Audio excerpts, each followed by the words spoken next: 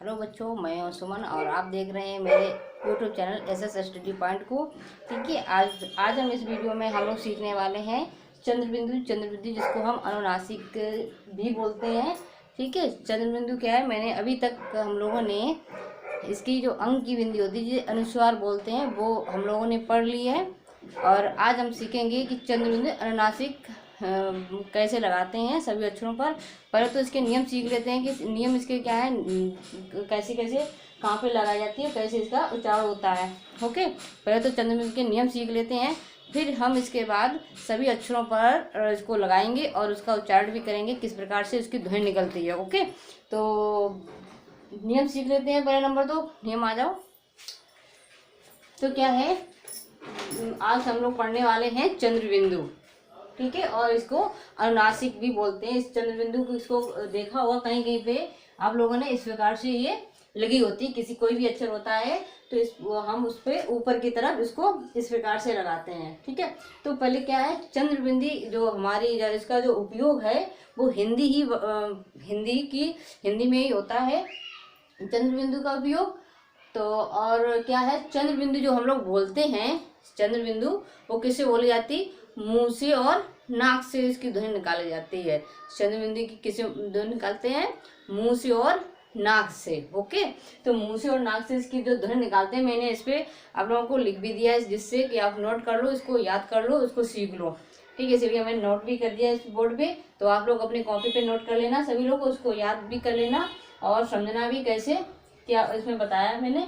ठीक है, तो क्या है, पहले तो हमारे चंद्रबिंदु का जो उपयोग है वो हिंदी भाषा में किया जाता है, और जो चंद्रबिंदु है वो हम लोग मुंह से और नाक से बोलते हैं। ओके, और क्या है, जो हमारे क्या है, शिरोरेखा के पहला नियम क्या है हमारा, दूसरा पहला नंबर तो कि चंद्रबिंदु मुंह और नाक से बोली जाती है। ठीक, पहला नियम हो गया। अब देखते हैं दूसरा नियम। दूसरा नियम क्या है, दूसरा नियम बोलता है हमारा, जो शिरोरेखा के नीचे वाले स्वर की मात्राओं में चंद्रबिंदु लगती है। तो पहले नंबर तो आप लोग ये जान लो कि शिरोरेखा होती क्या चीज है। ठीक है, शिरोरेखा बोलते किसे, शिरोरेखा क्या है, तो शिरोरेखा जो हम लोग कोई भी अक्षर या अंक शब्द कुछ भी लिखते हैं, जैसे मान लो ये मैंने यहाँ बनाया, ठीक है, तो इसका जो लाइन करते हैं इस प्रकार से, इसको हम क्या बोलते हैं, शिरोरेखा। ठीक है, इसको क्या बोलते हैं, शिरोरेखा।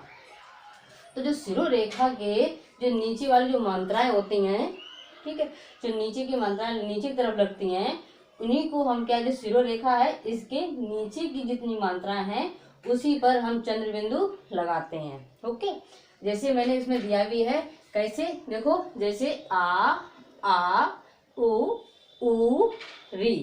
ठीक, आ उ री।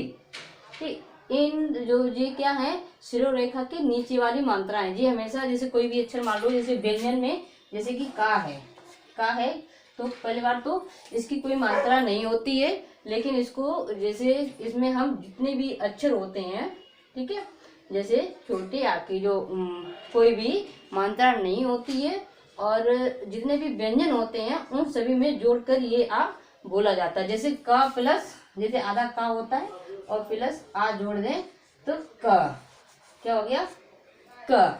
इसी प्रकार से खा, आधा खा, ठीक है, और प्लस आ, तो क्या हो गया, ख।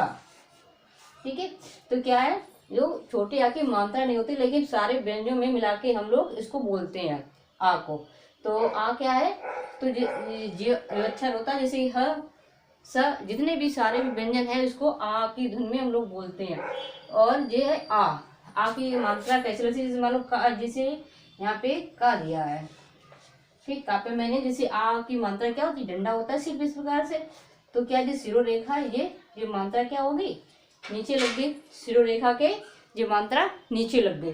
ठीक, इसी प्रकार ऊ की मात्रा जैसे खा पे लगाओ, खा पे ऊ की मात्रा लगाओगे तो ये भी नीचे लगी हुई शिरोरेखा के, ये शिरोरेखा। ठीक है, इस शिरोरेखा के ये भी नीचे आएंगे और बड़ी ऊ की लगाएंगे तो इस प्रकार लगाएंगे, ये भी क्या है, शिरोरेखा के, जैसे मान लो गा है या खा कुछ भी मान लो कोई भी अंक, तो ये भी क्या है, शिरोरेखा, ये शिरोरेखा है, शिरोरेखा के नीचे ही ऊ की भी मात्रा लगती है, री। ठीक है, री की मात्रा कैसे, जैसे मान लो का है, का को क्या है री की मात्रा इस प्रकार लगती है। ये भी क्या है, ये ऊपर की शिरोरेखा है, शिरोरेखा के नीचे जो है वो किसकी मात्रा लग गई, री की मात्रा। तो क्या है पहला नियम, हम इसे सीख लेंगे। पहला नियम क्या है, जो शिरोरेखा के, जो शिरोरेखा वाले जो स्वर की जो मात्राएं हैं, ठीक है, तो उन पे चंद्र बिंदु लगती है। जो मात्राएं नीचे लगती हैं इसके ऊपर तो हम चंद्र बिंदु लगा सकते हैं, और अन्यथा किसी पे हम चंद्र बिंदु नहीं लगा सकते हैं। तो ये क्या है, शिरोरेखा के पहला नियम क्या है, शिरोरेखा के नीचे वाले स्वर की मात्राओं में चंद्र बिंदु लगाते हैं। तो अब सीख लेंगे, जो मात्राएं इस लाइन से नीचे लगाई जाती हैं उन पे हम चंद्र बिंदु लगा सकते हैं। ठीक है, उन्हीं पे हम चंद्र बिंदु लगाते हैं, या अनुनासिक बिंदु, ठीक है, उसी पे लगाते हैं। तो इसका उदाहरण मैंने कुछ दिए, जैसे कि ये दिया गया है हंसना, ठीक है, हा, इस पे कोई मात्रा नहीं है, तो हा जो है, तो ये मैंने जिसका नियम बताया था, हा जैसे आधा हा प्लस आ लिखा था हा, तो इसी पे हाँ, तो मैं क्या गले से और नाक से बोलो, हाँ स ना, हाँ स ना, तो गले से भी और नाक से भी आवाज निकलती है, तो इसको क्या बोलते हैं, हंसना, क्या बोलते हैं, हंसना। ठीक है, देखो अब जैसे आ है, तो आ की मात्रा देखो, इस जो शिरोरेखा है इसको क्या बोलते हैं, शिरोरेखा। ठीक है, जो शिरोरेखा है इसके देखो नीचे लगी हुई है मात्रा, आ की लगी हुई है, तो इसको क्या बोलते हैं हम, चंद्र बिंदु। तो इस पे हम लगा सकते हैं, जैसे चांद, नाक से मुंह से बोलो चांद, ठीक है, नाक से भी और गले से भी बोलते हैं तो इसको बोलते हैं चांद।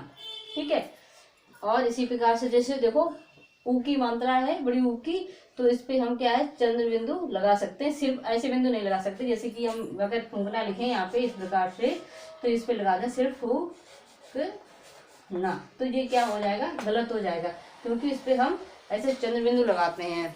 ओके, इस पे क्या लगाते हैं, चंद्र बिंदु। तो इसी से हम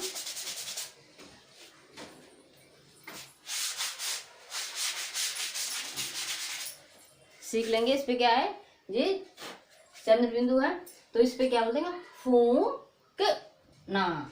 ठीक है, तो जो शिरोरेखा से ऊ की मात्रा है वो नीचे है, इसीलिए हम इस पे चंद्र बिंदु लगा सकते हैं। तो क्या है, अब इसे गले से और मुंह से, मैंने बताया था पहला नियम क्या है, जो चंद्र बिंदु की जो मात्रा है वो गले और मुंह से बोलते हैं, तो इसे इसको बोलो फूक ना। फूक, नाक से भी आवाज निकलती है थोड़ी और गले से भी, तो फूक ना, ऐसे धू एकदम तुरंत नाक से भी आवाज निकलती, धू आ, धू आ। ठीक है, क्या हो गया, धू आ। अब अगला नियम क्या है, इतना तो नियम सीख लिया। ठीक है, जो मात्राएं शिरोरेखा के नीचे लगती हैं उस पे हम चंद्र बिंदु लगाते हैं। ओके, और दूसरा नियम क्या है कि शिरोरेखा के ऊपर वाले स्वर की मात्राओं में चंद्र बिंदु नहीं लगती है। ओके, जो शिरोरेखा है उसके जो ऊपर वाली मात्राएं हैं उनमें हम चंद्र बिंदु नहीं लगा सकते। ठीक, उन पे चंद्र बिंदु नहीं लगती है। तो जैसे देखो ई, ए, ऐ, ओ, औ, ये सारी मात्रा हैं शिरोरेखा के ऊपर लगते हैं। जैसे कि ये शिरोरेखा है, ठीक है, ये क्या है, शिरोरेखा हो गई।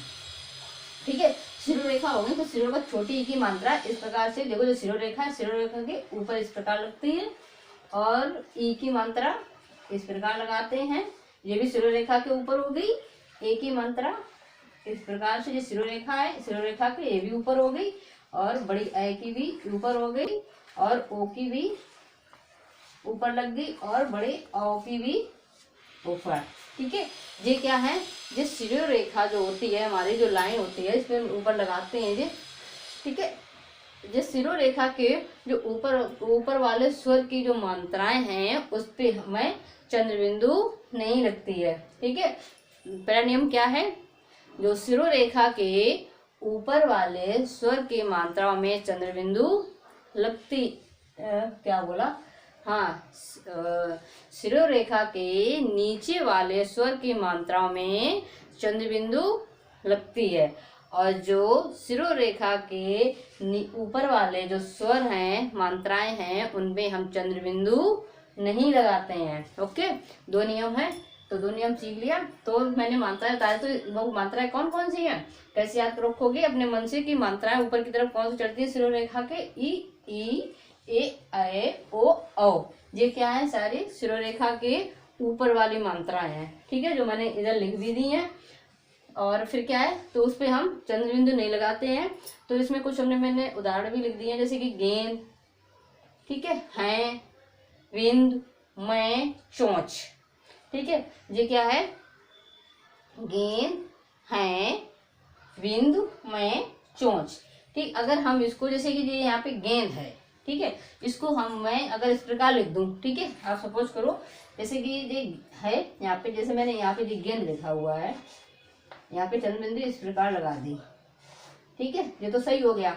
अगर मैंने यहाँ पे इसको इस प्रकार लिखा, जैसे गेंद, ठीक है, ये गेंद है, अगर हम इसको ये चंद्र बिंदु इस प्रकार ना लगा के अगर इस प्रकार लगाएं, तो क्या ये सही होगा? देख लो, सही होगा? नहीं। तो इसको क्या है, तो जो शिरोरेखा के ऊपर वाली जो मात्राएं हैं, ठीक है, तो उनपे हम क्या है, चंद्र बिंदु नहीं लगाते, सिर्फ बिंदी लगाते हैं इसको, लेकिन बोलते गले और नाक से ही है। जैसे गेंद, ठीक है, जैसे हैं, कैसे हैं, और यहाँ पे हैं की जगह पे इस प्रकार से लगा दें, हैं और चंद्र बिंदु इस प्रकार से, तो गलत हो जाएगा ना, तो इस प्रकार से नहीं लगाएंगे, ठीक है। कैसे बोलेंगे? इस प्रकार से लगाएंगे और बोलेंगे हैं। जहाँ पे भी गले और नाक से बोली जाए मात्रा, तो वहाँ पे चंद्र बिंदु लगती है। इतना सिर्फ याद रखेंगे कि जो मात्रा जो है वो शिरोरेखा से ऊपर लगाई जाती है या नीचे। अगर नीचे शिरोरेखा से नीचे मात्रा अगर हो तो चंद्र बिंदु लगाएंगे, अगर शिरोरेखा के ऊपर वाली अगर मात्राएं हो तो सिर्फ बिंदी लगाएंगे, ठीक है, लेकिन बोलेंगे नाक से और गले से। और जो अंक की बिंदु, इससे पहले मैंने जो अनुस्वार की पढ़ चुकी है, ठीक है, तो वो कैसे पढ़ते हैं? जैसे अंग, उसको सिर्फ नाक से निकालते हैं, अंग, ठीक है।